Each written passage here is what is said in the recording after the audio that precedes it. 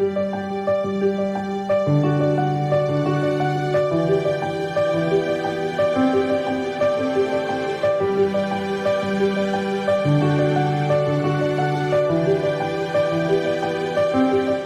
en effet une histoire très personnelle. Et si j'ai mis 20 ans à l'écrire, c'est tout simplement parce que c'était trop difficile pour moi de le faire avant. La douleur était trop présente, le manque était difficilement gérable et le simple fait de l'évoquer était presque impossible pour moi. Mais je ne suis sans doute pas la seule à avoir dû affronter de telles difficultés. On perd tous un proche, un jour ou l'autre. Ce fameux jour de novembre, c'est tombé sur moi. Mais ce qui m'est arrivé aurait pu arriver à n'importe qui d'autre. Statistiquement, dans ce cas précis, il y avait une chance sur 28 pour que ce soit moi. En clair, moins de 4%. Alors, qui suis-je pour avoir le droit de laisser cette histoire enfouie à jamais ? Et c'est en écrivant cette histoire que j'ai réalisé que je pouvais peut-être aider d'autres personnes à traverser des situations similaires. C'est pour cette raison que j'ai décidé de le rendre public.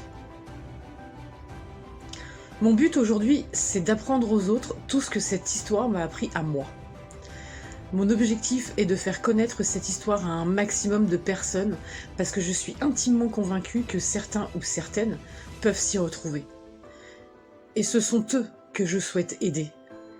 Même si ce qui a fonctionné pour moi ne fonctionnera probablement pas pour tout le monde. Mais si mon histoire peut en aider quelques-uns, ne serait-ce qu'une minorité, à voir leur propre histoire d'une manière différente, alors ce sera déjà beaucoup.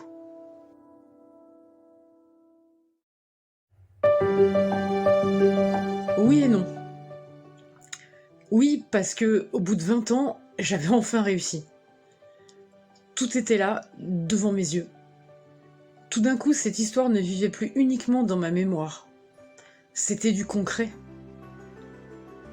Et je savais qu'à partir de maintenant, il me serait impossible d'oublier quoi qu'il arrive. Même si en vieillissant, Alzheimer s'empare de moi, il me sera impossible d'oublier.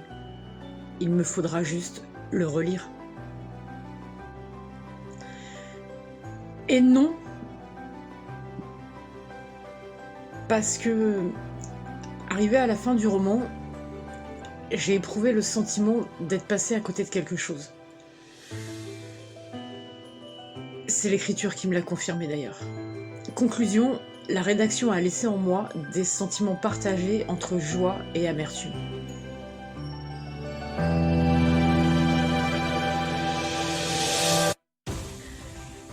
Excellente question, mais je ne vais malheureusement pas pouvoir y répondre clairement. Il faut lire le roman pour le comprendre.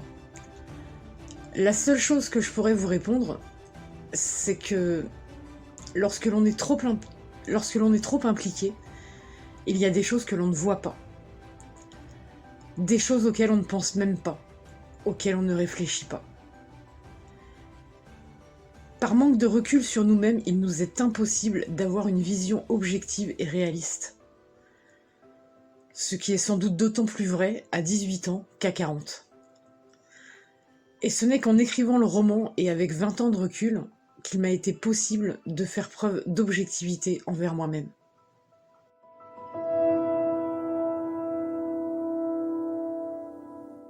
Oui, oui, bien sûr.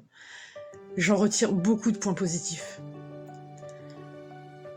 Cela m'a permis de trouver des réponses restées en suspens depuis plus de 20 ans. Le goût d'inachevé gravé en moi depuis tant d'années a enfin disparu. Certaines choses se sont révélées être des évidences. Et l'écriture a également provoqué en moi un vrai soulagement. Comme si je m'étais libérée d'un poids devenu beaucoup trop lourd à porter.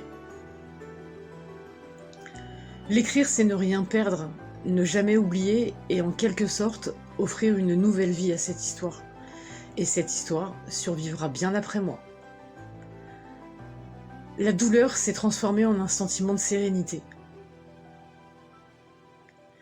Le sentiment de manque lié à cette aventure est aujourd'hui remplacé par un pavé de 700 grammes. Le vide ressenti depuis toutes ces années est aujourd'hui comblé, en partie, par quelque chose de palpable, de concret. Un roman de 558 pages. Si j'ai la chance que ce roman soit lu par un maximum de monde, alors ce roman aura trouvé sa raison d'être. Et le fait d'en avoir été l'auteur, je le prends comme un privilège. Et au-delà du roman en lui-même, c'est aussi beaucoup de choses qui ont entouré son écriture qui ont été positives pour moi. Pour les besoins de l'écriture, j'ai dû revoir mes priorités et me dégager du temps libre pour me concentrer sur l'écriture. Ce qui a eu pour conséquence de me couper totalement de la télévision et des médias. Et me rendre compte aujourd'hui que je vis très bien sans, et même bien mieux. Bombardée de négatifs toute la journée, je voyais toujours le verre à moitié vide. Aujourd'hui, je le vois à moitié plein. Les difficultés de l'écriture avaient également transformé mes nuits en cauchemars. Refusant catégoriquement d'utiliser une quelconque médication, il me fallait donc chercher des solutions alternatives pour réussir à dormir. Dans un geste désespéré, je me suis tournée vers la méditation.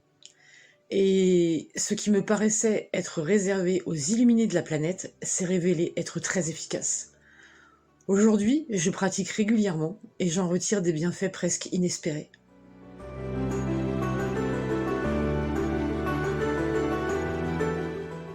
Oui, bien sûr. Comme je le disais, je me suis posé les mêmes questions pendant plus de 20 ans. Et c'est l'écriture qui m'a apporté une grande partie des réponses. Ce qui est plutôt une bonne chose, c'est vrai. Mais... parce qu'il y a toujours un mais quelque part. Ces réponses ont aussi apporté leur lot de questions suivantes. Et probablement de quoi réfléchir pour les 10 prochaines années, environ. Il y a également eu quelques répercussions négatives sur ma vie privée. Lorsque vous dites à vos proches du jour au lendemain que vous ne regardez plus la télévision, que vous n'écoutez plus les informations, et qu'en plus vous pratiquez la méditation, cela provoque souvent un effet boomerang. Vous passez pour un cinglé qui vient de rentrer dans une secte. Et j'ai effectivement perdu quelques amis en cours de route. Mais finalement, étaient-ce réellement des amis ? L'écriture m'a rendu encore plus solitaire que je ne l'étais. Cela dit, en y réfléchissant, je ne suis pas certaine que ce soit si négatif que cela. Mais nous aborderons ce sujet une autre fois, si vous le voulez bien. Je vous remercie pour cette interview. N'hésitez pas à poser vos questions en commentaire et n'oubliez pas de vous abonner. Si vous n'avez pas encore commandé votre exemplaire du roman, vous trouverez tous les liens dans la description. À très bientôt pour la prochaine vidéo. En attendant, je vous laisse les liens pour aller voir ce que vous avez manqué. Et surtout, ne lâchez pas, n'abandonnez pas.